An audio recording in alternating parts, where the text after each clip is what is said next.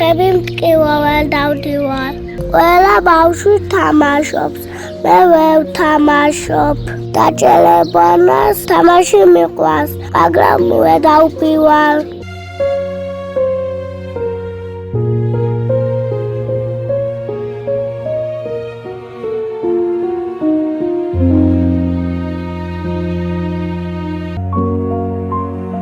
ზოგი ბავშვი ფეხებს მირტყავს და მაბრაზებენ და დამცინიან. მე გული მტკივალა ტირილს ვიწყებ.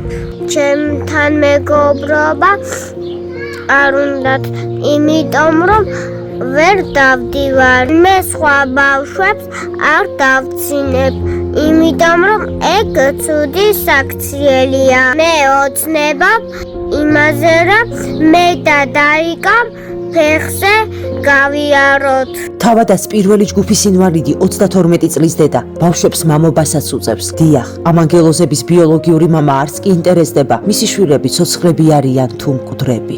ჩემ შვილებს აქციურს ვხედავ, ჩემთვის ძალიან დიდი ჯოჯოხეთი არის. როცა შვილებს უყურებ, რომ დადიან, დარბიან, თამაშობენ და ყველანაირად ერთობიან და ჩემ შვილების ხედან და ასე უყურებენ, რომ არ შეუძლიათ და რა ძალიან მტკივა გული.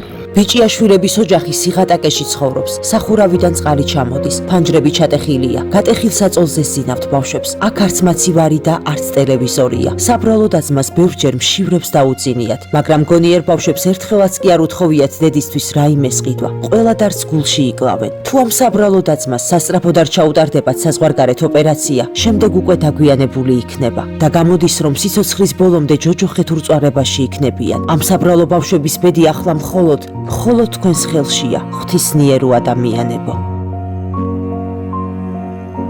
გადარიცხეთ ნებისმიერი თანხა ჩერნოვეცკის ფონდის ოფიციალური საიტის მეშვეობით.